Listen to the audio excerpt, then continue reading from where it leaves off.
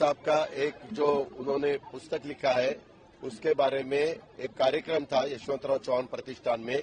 वो कार्यक्रम में मेरे ख्याल से गिरीश कुबेर जी और अपने राजीव खांडेकर जी ऐसे अन्य लोगों ने भी अपने अपने विचार सबके सामने रखे और फिर बाद में लास्ट में पवार साहब उनका खुद का जो कहना है उसके बारे में इसके लिए वो बोलने के लिए उठे।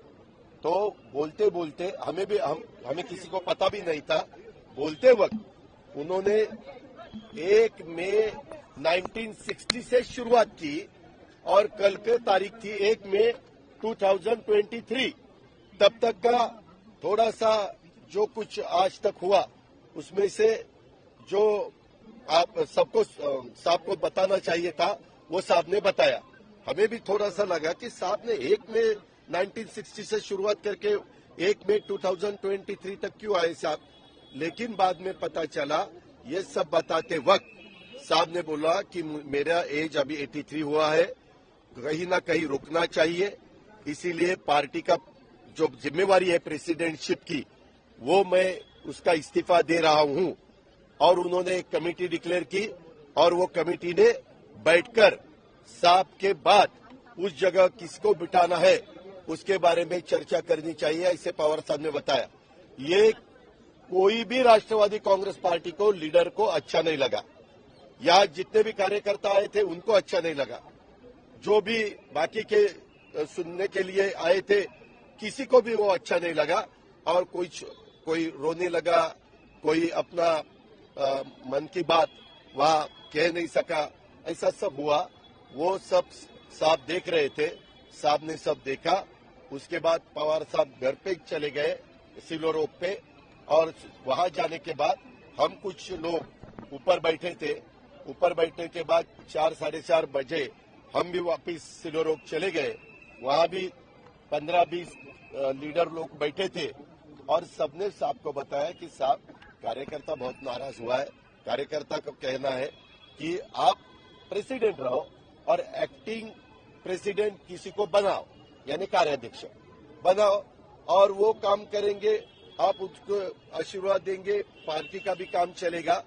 साहब ने उसके बारे में सबका सुनने के बाद उन्होंने बताया कि अभी आप भुजबल साहब, मैं भुजबल साहब और रोहित पवार उसको बताया कि आप तीनों वहां जाओ, सुप्रिया के साथ बात करो और मेरा जो मैसेज है वो सब कार्यकर्ताओं को दो कि आप यहां से जो बैठे वहां से अपने अपने घर चले जाओ।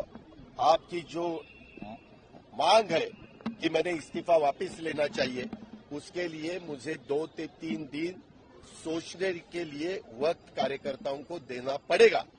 कार्यकर्ताओं ने उनका मेरा सुनना चाहिए और ये यहाँ से कार्यकर्ता उठ के अपने अपने घर जाए, वहाँ घर जाके खाना खाए, नाश्ता करे। जो भी उन्होंने आज सुबह तक कुछ नहीं किया वो उसको उनकी तबीयत के लिए भी वो ठीक नहीं है, इसीलिए उन्होंने वैसा हमें बताया है और वैसा आह्वान हमने सबको किया है।